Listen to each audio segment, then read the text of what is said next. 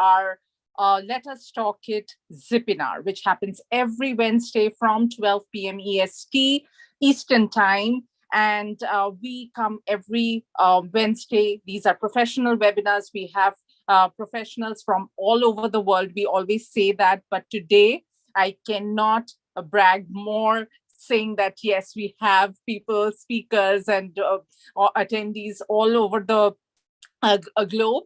And I'll tell you in a bit why I say that, but welcome everyone who has been joining in on YouTube, Facebook, or LinkedIn. And if you really want to interact with the speakers, they are open to that. They have been graceful to have spend time with us, and the best way to get their information, get their ideas being interaction happening is to join the Zoom link. Come on over, ask them some tough questions, easy questions, and make this interactive session, which Let Us Talk It always wishes for the community, absolutely be a successful one. So we are joined by two speakers from two different parts of the world. One from UK, London. He's Dexter, and the other from UAE, Dubai. He's Kishore. And they both have come with very specific topics. The first topic that we'll go with is don't sell. Don't sell. Nobody wants to be sold. Anybody coming, you pick up a phone and you see somebody selling, you want to keep the phone down. That's what we all know. So his strategy is, and the topic he has chosen is don't sell, influence and persuade to win business and motivate team. Well, how to do that? That's the biggest question. And we will be having those answers for sure from his the presentation that he has for us. Now, what about Dexter? Where he is from, as you all have known, he's from UK, London, and he is the MD of Audience Dynamics, or he likes to be called the Picasso of presentations. He's also an author, TV presenter, public speaker, and positive intelligence practitioner, something very new. I have many questions about those, but we want Dexter to explain that.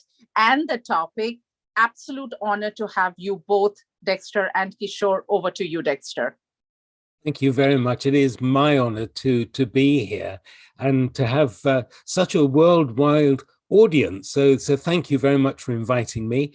I first of all must apologize. I don't know if you can hear, but I contracted a cold. It feels like COVID, but it's the same symptoms, but it isn't as bad as that, but it has affected my voice. So I apologize if it's a little bit difficult to hear me. And also occasionally I may have a bit of a cough. So apologies to start with. My name, as you heard, is Dexter Moscow, and often people say to me, that can't be your real name. It must be a stage name. Well, it is my real name. I think perhaps I had parents with a sense of humor.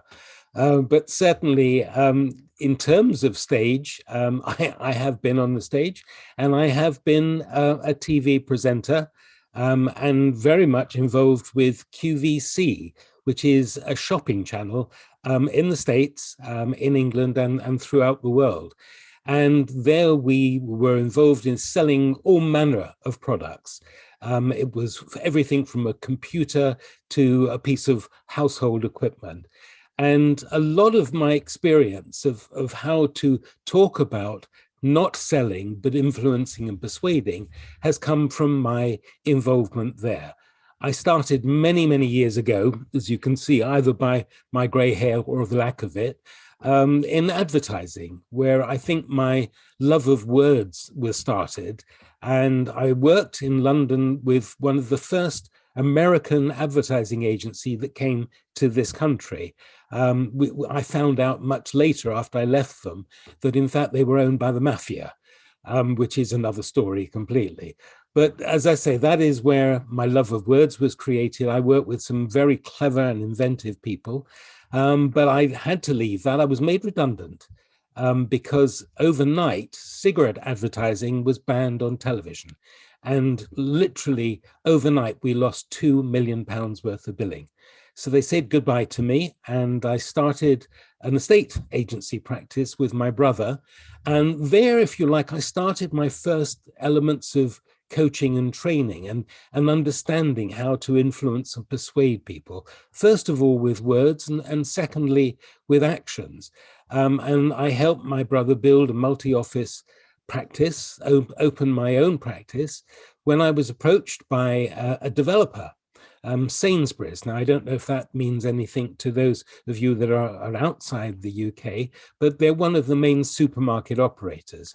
And I literally had to buy a street of houses because they wanted half the gardens to improve the footprint of the store. And so I had to really understand influence and persuasion and how to persuade people to move from properties which they loved and take the money, as it were. So that's, I suppose, where my two elements of not selling, but influencing and persuading people. And then whilst I had my estate agency practice, I was invited by a friend to sell products for him on QVC. And I didn't at that point know what QVC was. I knew it was a TV channel. I didn't know that it was a live TV channel. And so a lot of what I'm going to speak to you about this evening, about that influence and persuasion, is what I have learned from literally speaking live, presenting a product, which it was there, but of late I work with my clients to help them sell themselves and their services, and get people to do the most difficult thing in terms of QVC, which was to pick up a phone and order something, or in terms of a job application, a panel interview, which we're all experiencing now, how to influence and persuade people that they are the right people for the job. And so I would say to you, before we actually go into some of the elements of what I want to really impart to you, is that we are now, because of this medium that we find ourselves in, and because of the pandemic, of course, that we are all broadcasters and TV presenters. And so we need to understand the dynamic of how we influence and persuade people. What is it that helps people make a decision whether they will trust us, whether they trust what we say to them, and therefore that they are willing to do business with us? Now, I've obviously got an agenda of the information that I want to impart to you, but it is very important to me to know what you need. So as Yulan said, we have the facility of the chat box. I would love you to ask me questions, to disturb the flow. I don't mind that. What I would really love is to know what you need to know and what is going to help you. So please put a question in the chat box, either as we go through or at the end, and then we can have a meaningful conversation. So that's the key here. It isn't about selling. I don't know if you're like me, but I hate being sold to. I much prefer to be informed and to be consulted, because by then we know what we need and then we know what other people need. So I'm going to give you, if I may, two elements that really flow along with what my understanding of how to communicate with people.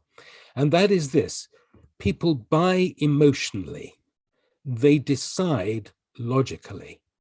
So we need to understand exactly what those elements are. And somebody has just, what exactly do I do?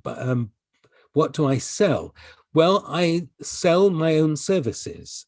What I do is I help my clients, if they're going for a job interview, I help them bring their CVs to life. So rather than just read the document, which the company who's going to conduct the interview, they already know what their success is, the numbers, the companies they work with. What they need to know is what the person is like.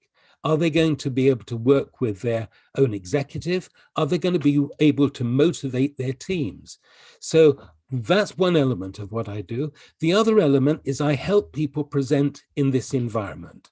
Either if it's on a Zoom call, how they present to an audience, or now we can meet people live. So how do we present to a live audience? Are they going to be able to work? Oh, something is coming back via recording. Okay, so that's the key for me. It is how do we influence and persuade people? Understanding, as I say, that first element of the formula, which is people buy emotionally. So we need to connect with them emotionally. How do we do that? By understanding what their real needs are, not the surface need. You know, it's like a symptom. If somebody comes to a doctor and says, you know, I've got a pain in my shoulder, and the doctor says, okay, we'll take 2 tablets and then come and see me in the morning, that isn't really finding out what they need. That's the symptom. And in fact, both the doctor and us, if we are selling a product, service, or ourselves, if all we're doing is treating the symptoms, then we can be sued for malpractice. We need to understand what is the root cause of that particular person's problem. So we need to ask more questions about what is the problem they're seeking. And so we're connecting with them at the emotional level. And then we have to give them a logical reason why to buy our service, our product, or ourselves, how we present ourselves. Now, there is another element to it. And this, for me, is the key to influence and persuasion, is that once we've identified what the pain is that somebody is experiencing, then we can take them to a position of pleasure at a surface level, resolution if it is a difficult problem they're facing, or perhaps the long-lasting thing is happiness, that we are moving them from a position of fear, concern, anxiety, whatever that situation may be, to a position where they are happy to deal with us and they are happy with our lives. Hulan talked about positive intelligence, which is an element.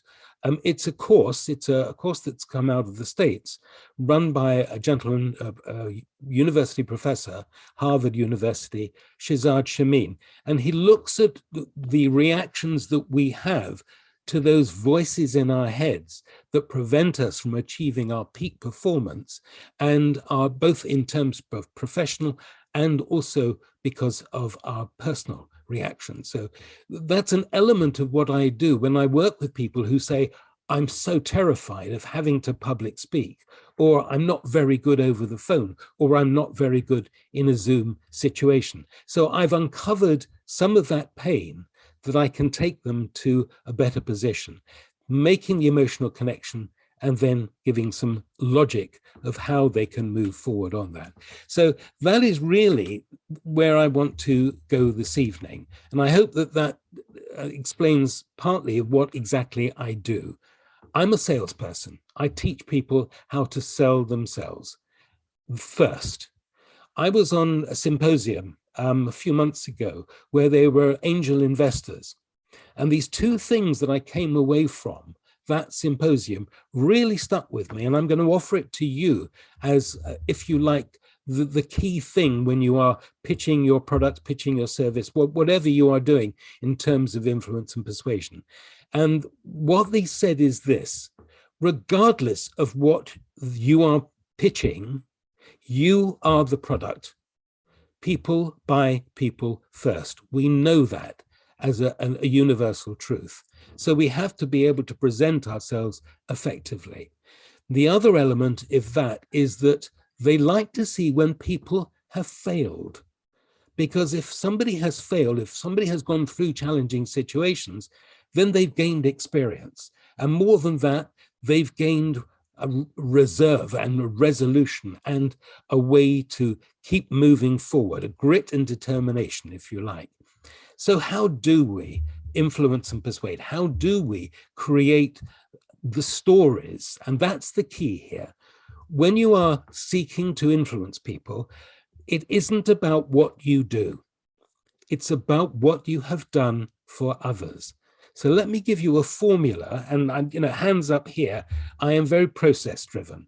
So I have a formula, I have a framework for the way that I communicate, the way that I teach people. So the first element of any story is this: the incident. What was the overarching incident to explain the process that you went through? Then the second element is action. What did you actually do? And the third and the most important element is the benefit. What is the benefit that you brought to that situation, to that client, to that company? So once again, incident, action, and benefit. And it's a 2-minute storytelling process. So the overarching thing of what the story is about 30 seconds. The majority of the action that you took, explaining what you did in as vivid a way as possible, is about 1 minute and 15 seconds. The last element of it, and it doesn't have to be exactly 2 minutes, but that's about the attention span of most people, is that what was the benefit? What was the result? What, if you like, what was the pain you resolved to take them to a position of happiness, of resolution? So you can see how the first elements that I talked about, the motion to logic, pain to pleasure, forms part of that storytelling narrative. And when you tell stories, instead of saying what you do, what you have done for others, then people can step into that experience. And that's the first element of influence. The persuasion comes when you make the story as relevant as possible to that person that you're speaking to. And again, it goes back to where we started, where it's what is that person's need, not the surface need, but what is the 3 or 4 levels underneath that we need to access by asking questions and asking permission to ask those questions. That is how, first of all, we understand their need, and then see how we can meet that need using those various formulas. Now, I'm very aware of time, so I want to give you another framework, which I call the 4 cornerstones of an effective presentation. Now, this can be on Zoom, it can be in front of the room, or it can be a situation where we need to influence and persuade somebody who is going to hire us. So in a job interview. And these 4 elements are your personal credibility. What is your personal credibility? What gives you the right to talk about or to accept the job? And I say it in that way because if we are going to go for a job, it isn't about give us the job. You know, I need the job. It's about you deciding whether you want to work for that company. Because when you go in with that mindset, and again, it's relative to positive intelligence, which we started to talk about. When you have that kind of mindset about, let me find out if they're the right people I want to work with. So you offer that personal credibility. What is part of your history? What have you achieved? Even if you've just come out of university or you're going through school, you would have done certain things that would have interacted with other people, that would have given you the credibility to say and speak about a particular topic. The second element, and it is rather more for people who have been in various occupations, and nowadays it isn't a question of having one career. I've had many careers. I went from advertising into property, into television presenting, into teaching other people how to present in different environments. So portfolio careers now are about working with different organizations, different companies. So I could say that I've worked with Lego, I've worked with Mothercare, I've worked with British Land, I've worked with many law firms and accountancy practices. So that gives me not only my personal credibility, but by mentioning other companies' names, it gives me the company credibility. And then the third element of the 4 cornerstones is 3 or 4 facts about what you did to help other organizations. And I would say this, the storytelling framework I've just spoken to you about in terms of incident, action, and benefit, it's also a framework for a testimonial. When you ask others for a testimonial for the work that you've done, ask them to identify it in those 3 elements, the incident, action, and benefit. The benefit statement being the most important. What is the problem that they brought to you that you resolved, and what was the advantage that they gained from working with you in any environment, personally or in a larger organization? So you can see again where the emotional content, the logical content, which is the 3 to 4 facts. The last element of it is the most essential of all, WIFM. Now, that's not a radio station. WIF means what's in it for me. Because, and that by me, I mean mutuality of purpose. What's in it for me and what's in it for them. Again, coming right the way back to that immediate and initial discussion we had about what does it mean to them? What is their need? How can you satisfy that need? So I hope that gives you some indication of those 4 key elements of making any presentation. Personal credibility, what right do you have to talk about what you're talking about, to sell what you're selling, or to speak about why you should be employed?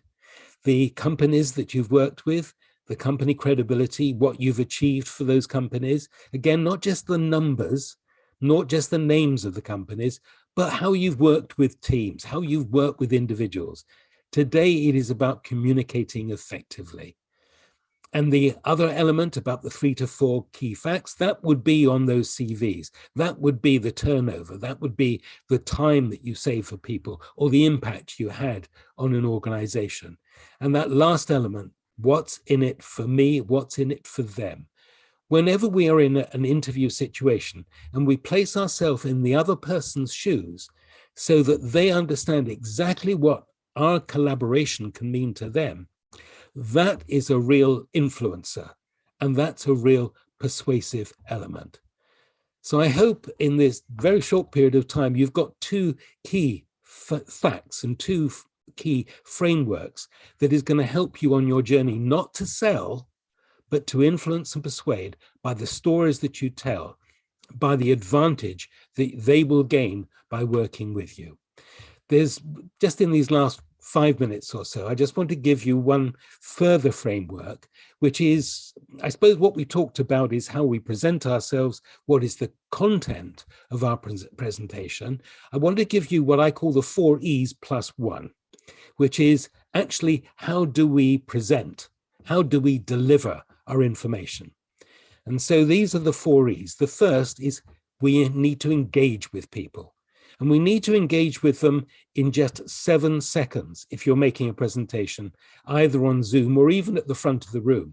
It's more relevant in Zoom because the majority of times you can't see people, as is the situation here. Kishore is the only person I can actually see. But otherwise, it's just blank screen. So we've got to engage with people immediately. The next E is to enlighten people. What is it that they need to know? Again, that needs to be thinking about them. And enlightenment comes in 3 ways. What is it they need to know? What is it that they don't know that you can tell them? And what is the third thing? FOMO, fear of missing out. What are other companies, what are other people doing that they're not doing? That's one of the greatest motivators of all. So it's engage, enlighten. And this, I hope I've done for you, is to entertain. Doesn't mean you've got to do a song and a dance or tell a joke. It helps if you can, but to entertain, if you've got an audience, they want to be entertained. The 4th E is to excite. If you're not excited about what you're talking about, how are you going to engage with them? How are you going to excite them? So those are 4 key elements. And the last one, the plus 1, is this: emotion. You've heard me talk about that. You need to be emotionally connected with your audience and be able to tap in to their emotion. So I hope that's giving you some ideas of not about selling, because people hate being sold to. When I was working with QVC, they sent me to America. And in America, selling is a profession. In other parts of the world, it's regarded with suspicion. So just be aware of the audience you're talking to and to adapt your style to that audience, be it an audience of many or just one. So I hope that gives you an idea. I hope it makes you think differently how we present ourselves, how we sell ourselves effectively. And my wish for you is that you engage with people effectively, you understand what their needs are, and I wish you great success in all your ventures. Thank you for listening to me. Wonderful session. Thank you so much, Dexter. So that's very informative, and also that's I can hear the experience from the words that are used. Thank you so much. Really appreciate it. And now we are open for questions. If you wish to interact with Dexter, you feel free to unmute if you wish to ask or just share your insights. This is Sheetal. Thank you so much, Dexter. I don't know how to come on video because there's no option here, but every single word you said, I absorbed and I agree with it, and it's like incredible. Thank you so much. And exactly within even like 25 minutes, you've given us potent. I was thinking it was like an essential oil, one drop of ginger essential oil is enough for the whole, the smell, the feeling, the power to convey. And you did exactly that. Do you have any YouTube? Yes, session? I do.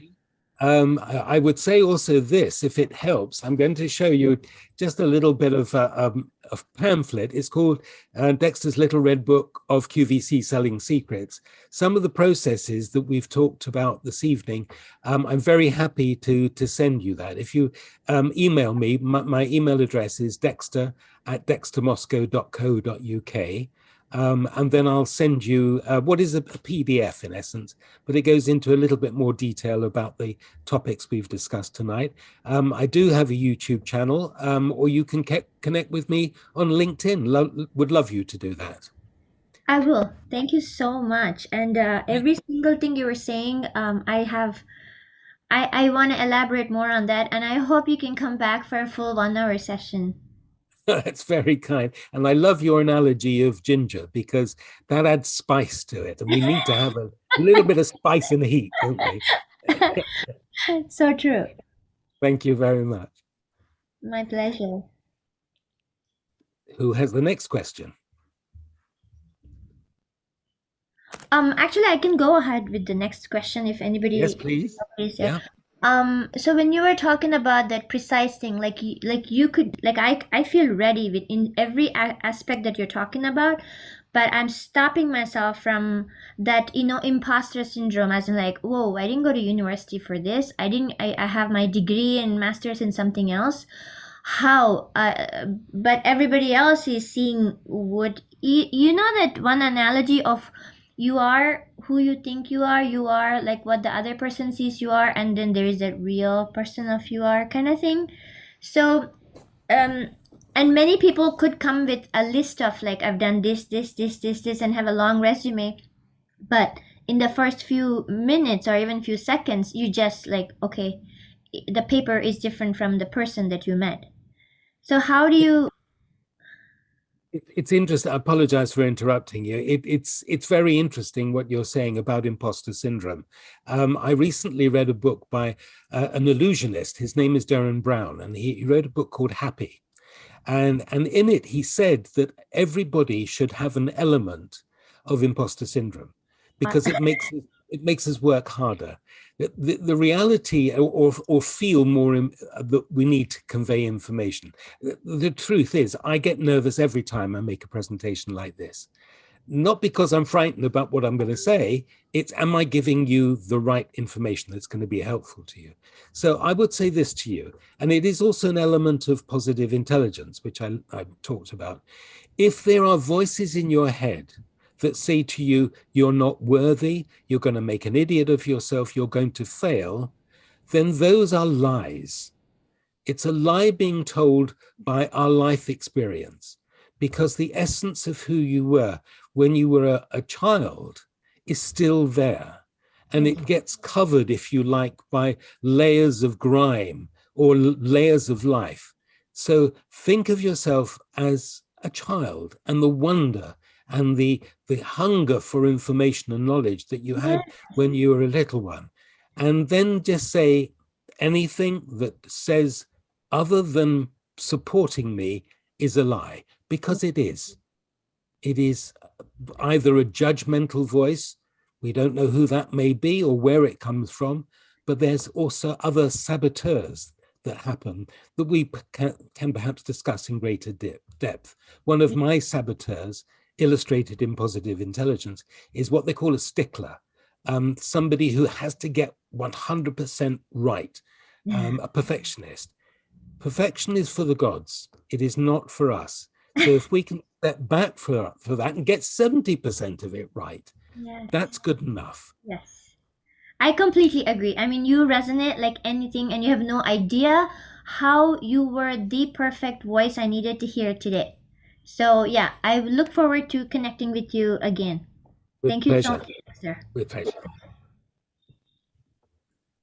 Who has the next question? Thank you very much. Yeah, if there is another question, feel free to put it on the chat or in the Q&A section, so Dexter can respond to us while we are listening to the next exciting topic for today. This is still about regarding sale, but it's different. All right, it works on avatars. It works on a different system. So marketing in the metaverse. So this is metaverse marketing allows brands to maximize their creativity and reach their target audience more attractively. So this will be delivered by Kishore Dharmarajan.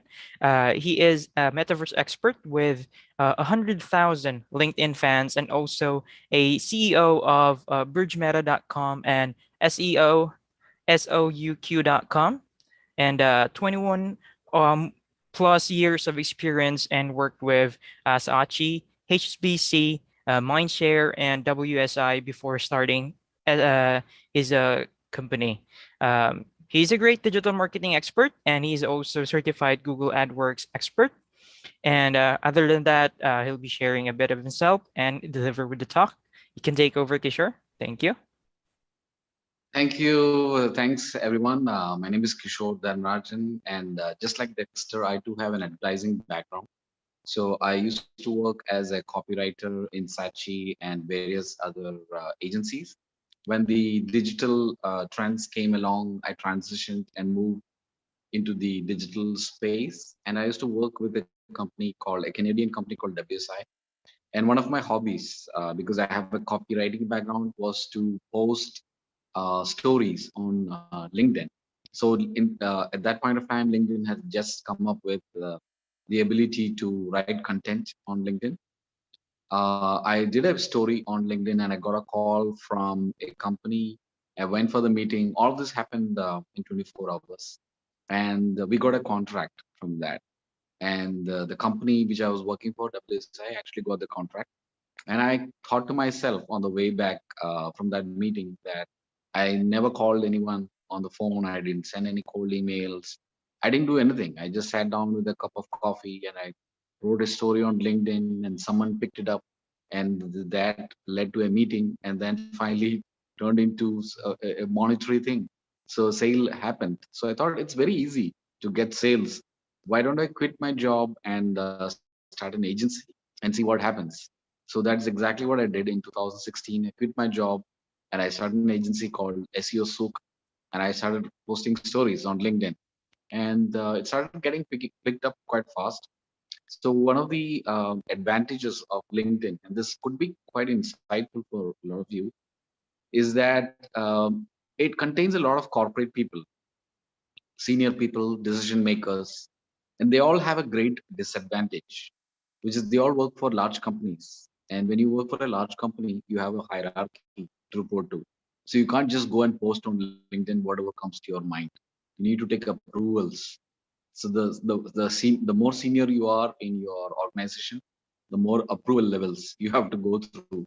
So LinkedIn is one of those spaces where there are a lot of people and only a small percentage of people are actually content creators.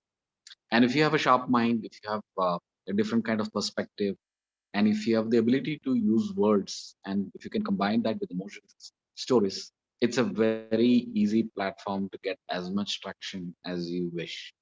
So today morning, I posted a story on LinkedIn. It has been read by almost 10,000 people by the end of day. And more importantly, I just wait for calls from those stories. So there are links to a Calendly app to book an appointment with me, and there's my phone number. So I wait, I make a post, and then I wait for people to call me and reach out to me, and then we have a discussion and I convert that into business. So this is a bonus tip which I'm giving you, and it's not related to the metaverse. So one thing which I keep doing on LinkedIn is I keep doing polls, asking people what are they worried about in recent times. And yesterday's poll about metaverse, NFTs, and IoT, big data and all of that revealed that metaverse is one thing which people are, especially senior people, are worried about. They feel that technology is moving very fast. They're getting left behind. They can't really figure out what this metaverse thing is, and sounds very complex, sounds very technical. But the good news is that technology is actually moving very slow. It's not moving fast. We are getting an impression that technology is moving fast, but actually it's dragging its feet. It's moving very slow. And how can I say that? If you look at social media kind of evolved 20 years ago. So it took 20 years for people to discover that, seeing those images, seeing those posts, seeing those videos is kind of getting boring. So let's do something exciting. So let's get into this space. Let's have an avatar. Let's move in a 3D environment. Let's have an immersive kind of experience. So this metaverse thing is going to take another 20 years before it evolves into something. So it's a very slow process which is happening. And this will be a big relief to many of you out there who are constantly feeling that, I'm hearing all these buzzwords about NFT and blockchain and crypto and metaverse. I'm feeling outdated, but actually you shouldn't be, because all of this is moving very slow and anyone can catch up with what's happening. So if you break down the metaverse, it's just a duplication of real life into the online space. So if you have played 3D games, you have actually experienced metaverse, and it's just that crypto has come along, blockchain has come along, and it has fused with this virtual world, and it has made it slightly more complex. There's not, but nothing major. It's not rocket science actually. So how do you market on metaverse, since many brands are moving into the metaverse space? So how do you take advantage? You just need to watch what the big brands are doing. What are they doing? So Nike, for example, has created Nike Land, which is a virtual space where you can go and you can pick up their latest sneakers. You can hang around and do all of this cool stuff. So how do you get there? It's very easy. You get on one of these platforms. Either you go into Sandbox or in Roblox, or you sign up with Decentraland and just explore all of these areas and see what's happening on those spaces. And you will easily come across all the activities which these brands are doing. But getting the attention of the audience is a different thing. And this is where the foundation of marketing, which is emotional selling and reaching out to people's desires and incentivizing them, fear of missing out, all those factors again play out in the metaverse, just like it does in the offline space. So that is a different story. But if you're a brand and you want to take advantage of the metaverse, one of the first sites that you would visit is Bitstack. That's BIDSTACK.com. So what does this site do? The site has teamed up with many 3D environments. And for a fee, they will place your ads on virtual football grounds. So just like you have these banners in the football ground where people are playing football and you have all those banners and hoardings, in the virtual space, when people are playing virtual games, they start seeing your virtual ads around those. And you might think that, are there actually people in this virtual space? You'd be very surprised that there was a concert recently which had close to 40 million people all around the globe attending that. So the virtual space actually has got a lot of eyeballs. So brands which have the budgets should definitely explore this site, which is Bitstack. I'm not connected with them, but they seem to be having ads placed at all the right spots, and we have used them for one of our clients, and it did work out quite well. Now, a little bit of warning for digital advertising, as you know, overall digital advertising is a very, very difficult space to get an ROI. So for example, if you're advertising on Google, if you're advertising on Facebook or Instagram or TikTok, all these channels, they have made it in such a way that it feels like, it's easy to go in, just swipe your credit card, use $5, start advertising, start getting coverage and all of that. But that is actually a myth. You really can't go into any of those spaces and hope to make an ROI, because it's kind of saturated environment. And because a lot of brands are competing to outcompete your competitor and to reach the right audience with the right message at the right time is actually not an easy thing. Now, my company got its traction by positioning itself as a 700% ROI agency, and that is something which doesn't exist in many parts of the world. So we got instant traction because people came to us and said, okay, here is my $10,000, convert that into 7x and let's see what happens. So how do we do that? For us, we analyze the Google Analytics or web trends or Omniture, and we look at what kind of ROI they have been getting in the past. And if there is some life out there, so for example, if they're spending $1,000 and they're able to get back at least $1,000 back, we kind of know that there is a process which is ripe for improvement, and then we can go and tweak things and we can get an ROI. But if the client doesn't have any ROI, they're not tracking anything, they just clueless, they don't have analytics installed, so there is no ROI guarantee on that. So if you are getting into the metaverse or the digital space, you should take it very, very slowly, like they say, with a bit of salt, because getting an ROI from these spaces is actually not very easy. Now, look at a platform like YouTube. They have more advertising space than probably any other media out there. And they have so much of inventory, advertising inventory, that 90% of YouTube inventory kind of goes unsold every day. So which means if they have 100 million views, it's just that 10 million views are being sold off. The rest is all going without ads. So there is a lot of opportunity on YouTube. Unfortunately, it's like an ocean. So when you start advertising on YouTube, you kind of get lost, as if you are a fishing boat in an ocean and trying to catch fish. You can imagine what will happen. You'll get lost, your money will get spent, and you'll not be able to get an ROI. Now, getting awareness and all of that is there, but converting awareness into sales is actually a very, very different thing. So that is something which you have to be wary about. So two things, two surprises which I have given you is that technology is not moving fast. It's actually slow. It's dragging its feet. So anyone can make sense of the metaverse, NFTs, blockchain. These are all very simple technologies to grasp and to take advantage of. The second thing is that getting an ROI from your campaigns, whether it is on metaverse or it is in the digital space, is actually a myth. It's not easy to do that. It's just that the people who have built these systems, like Google and Facebook, they are the smartest engineers in the world, the most highly paid, very clever people.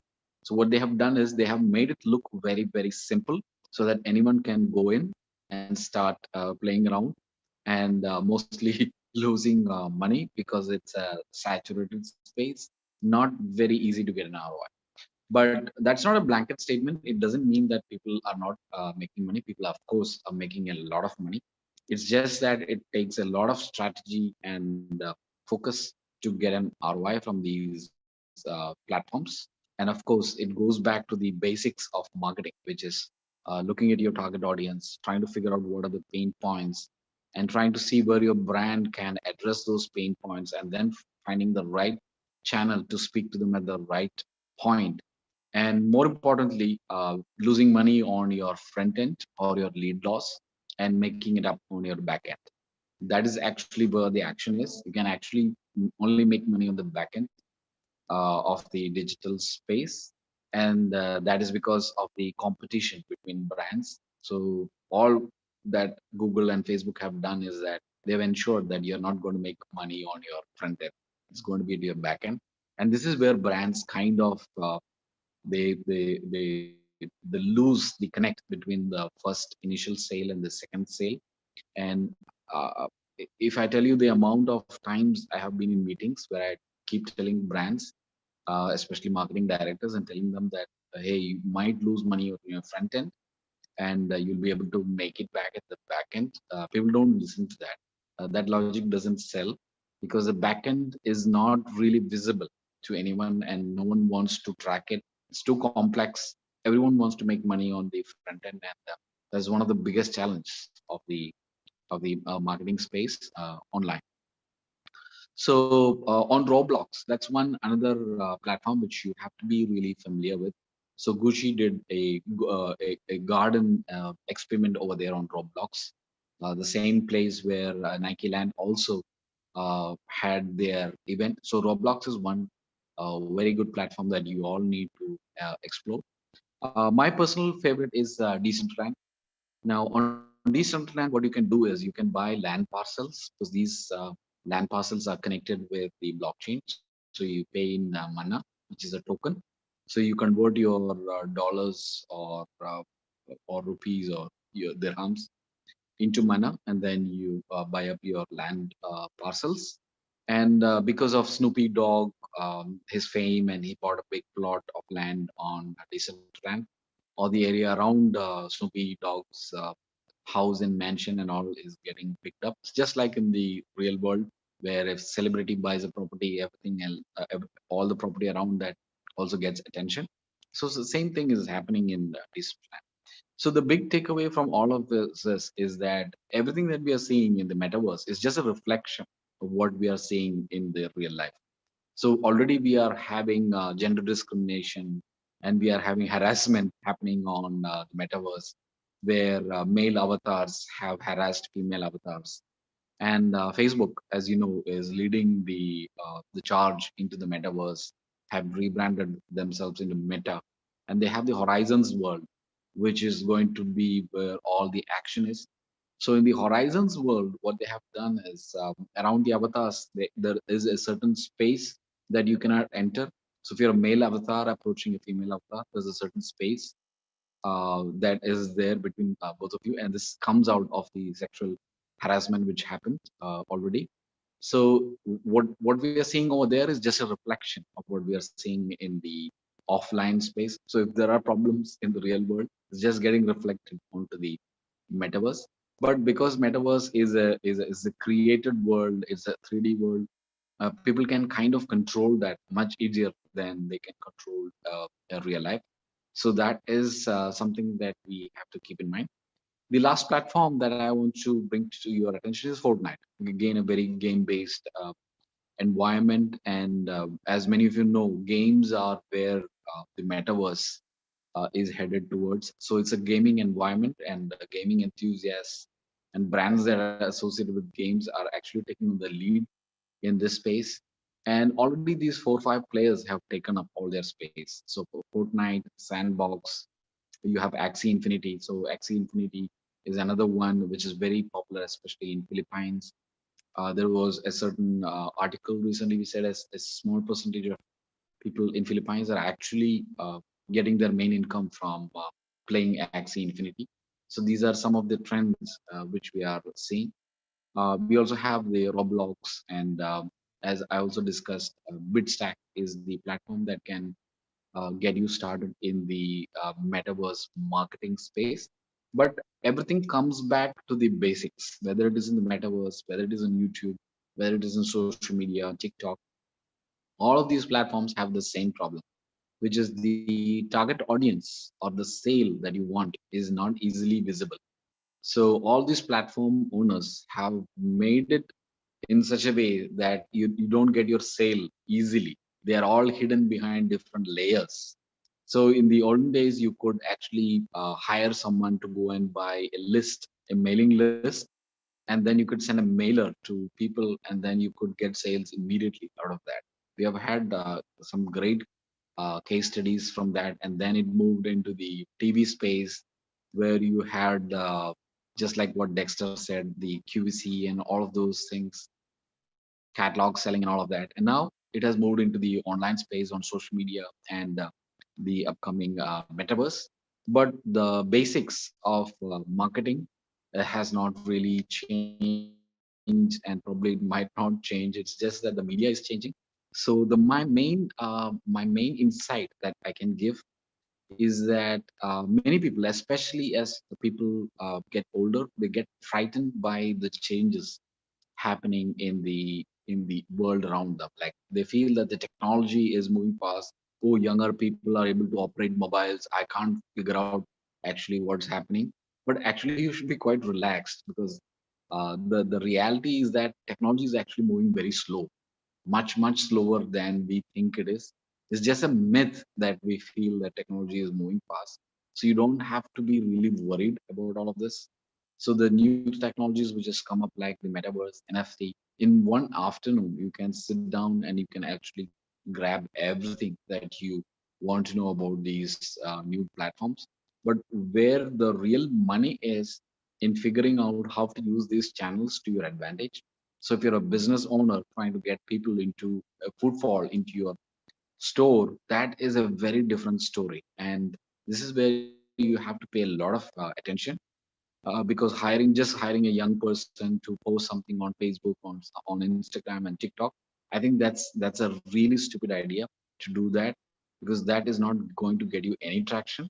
What is really going to help you is sitting down with your customer and trying to understand what are the problems that your customer is facing, and is your brand able to actually solve their problems, or is it actually talking to their aspirations. So where does your brand connect with the customer, finding that out and converting that into really solid messages, and then just spending all of your time, energy and money on focusing on just one channel where your customer is hanging out. So if he's on LinkedIn, for example, my customers are on LinkedIn, and that's why I just post on LinkedIn. I don't have, for example, a TikTok account. I'm not active on Instagram.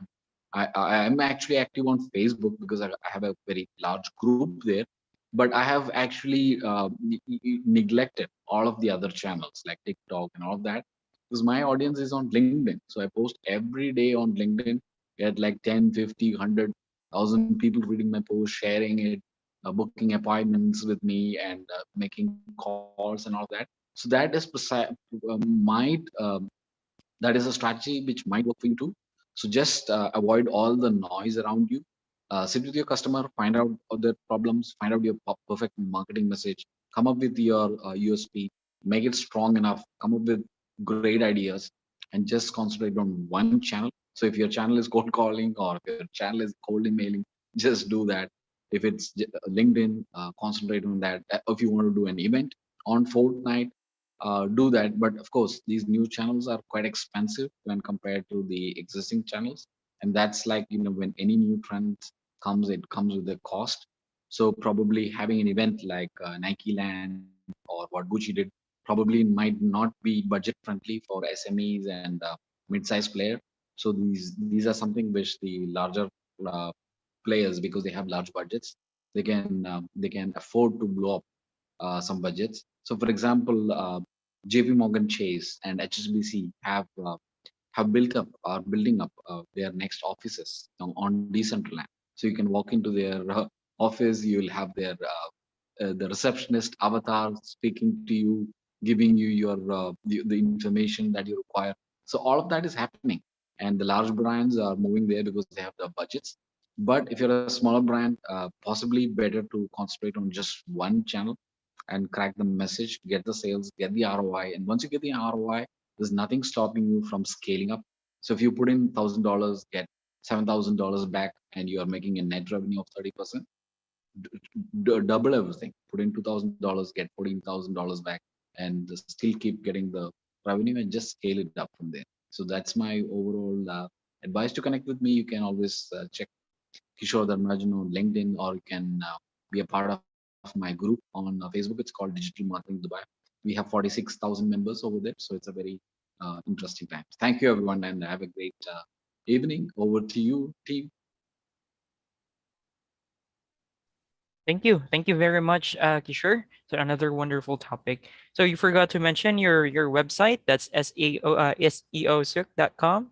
And those for who haven't searched yet, Souk, SOUQ means a market. So that's in Dubai. So That's correct. yeah, for questions, please feel free again to unmute yourself or just send messages to the chat or the Q&A section to interact with Kishore. Hi Kishore, this is Sai here. Great session so far. What's your opinion about SeekVR? Have you looked at that Metaverse platform anytime? You had mentioned CQA. SeekVR, CEEKVR, C for cat. Okay, so this is a platform which I'm not familiar with. There are multiple platforms coming up. In fact, we have developed our own platform called Meta, and it's a small metaverse where people can come and they can pay their bills, for example. And when they pay their bills, they get tokens, and these tokens will help them to get a ticket to Mars when Elon Musk is ready with that. So that's the idea behind that. It's a fun environment which we are creating. It's in beta. So a lot of smaller platforms are coming up like that. And so I'm not really familiar with this platform which you mentioned. SeekVR was the first one to come in the Metaverse to talk in 2017 or 2016, if I'm not wrong. Before the Decentraland, Sandbox, all these papers came in. I know this because I was part of their paper and all that. I was trying to that's good. based on your understanding on the space and all that. I was trying to understand if you have looked at it. Was it something? What was your thoughts around it and all that? I wanted to understand because the way you have articulated and talked about some of these things, which felt me to understand what's your opinion. I just wanted to understand your opinion on that. Not immediately, since you said you could not look at it, but after when you get a chance, when you get time to look at it, if you can give us a feedback, that would be great too. Definitely. And one of the earliest metaverses was Second Life, which had started in 2000. So That like was 22 years ago. Too early. That was too early, like Yes. your phone, right? It was too early, very early for the times, and nobody thought it's going to take off. Yeah. So Metaverse, and this is precisely what I'm saying, which is things are moving slow. So Metaverse has been around for 22 years, and now people are getting excited about this technology. So nothing to be worried about. You don't need to have FOMO. So it's a very slow process. The problem is without knowing, people are having FOMO. That's the problem. That's right. Yes. Yeah. The coins are all so many coins right now. I think they have crossed 3,800 coins right now in the market. Right. And I came to know today, after asking you this question, I came to know about your beta coin actually.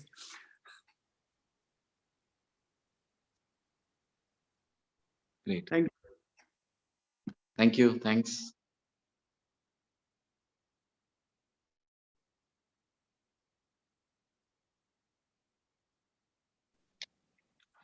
Right. Any other would like to share their insight and also yeah, if you're curious about. I'd just like to ask you one question. Kishore, are you planning to make your Meta interoperable with other chains? So my own metaverse is called Meta, and the idea behind Meta is we are trying to bring fun to business, because all the other metaverses are a fun environment where people go to play games and things like that, hang around and all of that, clubbing kind of environment. Ours is where it's a serious environment where you can go to pay your bills, and because you're doing that, you are getting tokens, and the tokens can be converted at a later stage into your ticket to the Mars. That's the whole concept.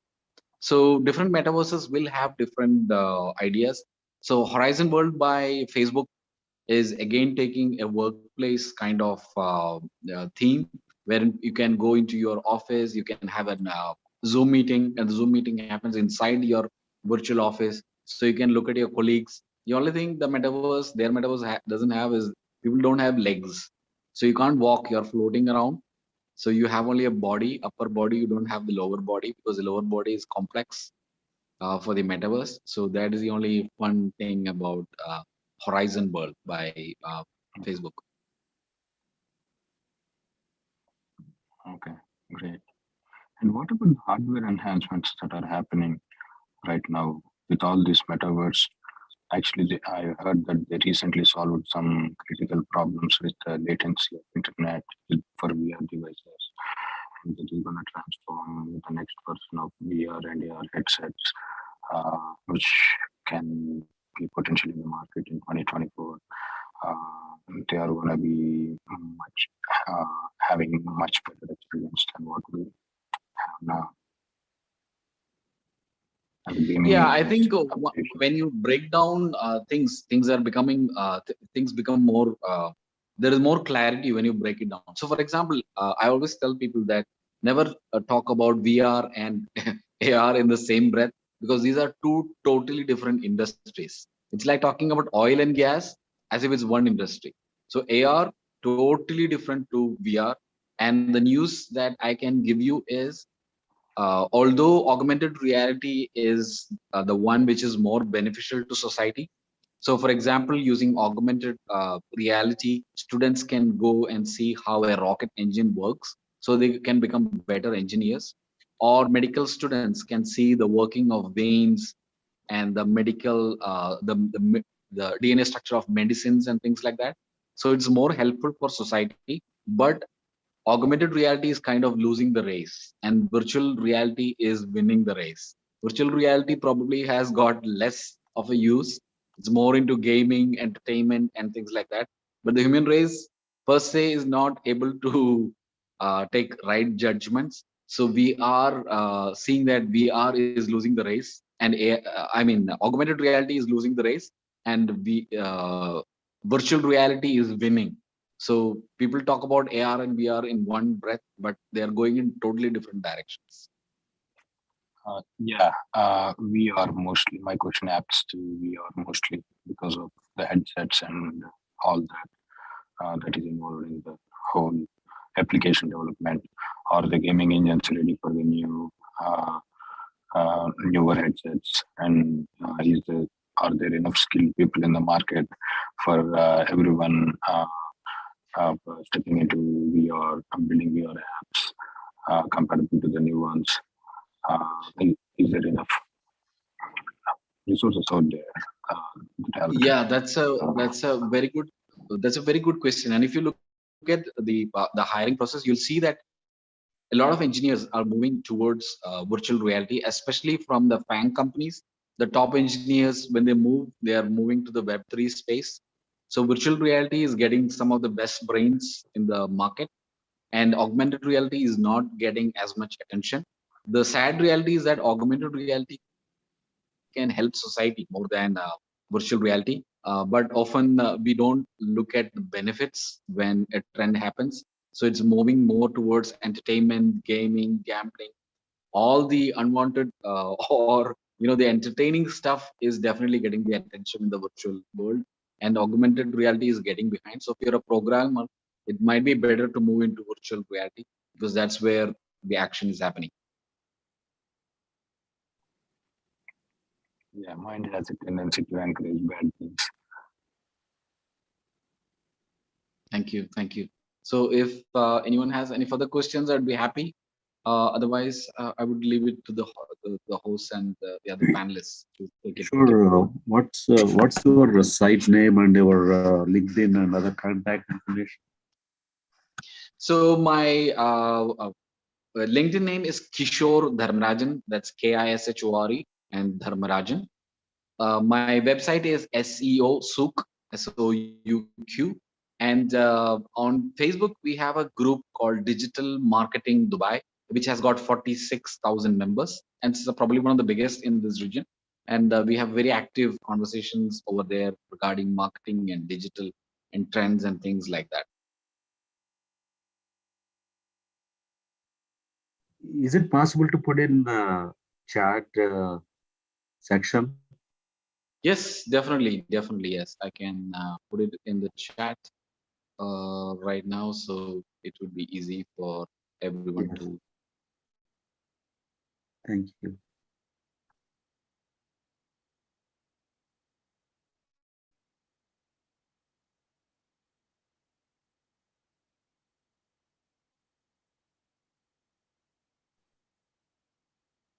Okay, that is perfect. Well, thank you so much for the efforts of everyone. I There is no other questions, I believe so. So yeah, we'll just deliver a closing since we're all good and done. Thank you so much, speakers, for the maximum effort and the information and also sharing your experience to us, Dexter and Kishore. And for collaborations, or if you want to talk with them offline, you can visit their LinkedIn and their websites as written on the chat. And also, here's Dexter's website and also the email if you wish to get in touch with him. And also, as mentioned earlier, we also have our youth webinars. So that happens every other Saturday at 4 p.m. Eastern Time. So there are preparation sessions which you can join every Tuesday and Thursdays at 4:30 p.m. Eastern Time. And you can register at our website. That's letustalkit.com/youth. So we're looking forward also for your support for our youth group, for them to do the same and imparting what they have learned to the public. All right. So thank you again, everyone. And we hope to see you again next Wednesday, the same time, 12 p.m. to 1 p.m. Eastern Time. And we all hope you take care and be safe as always. Thank you so Yeah. much and all the best. Thank you, everyone. Have a I great don't day. see the Bye. information in the chat.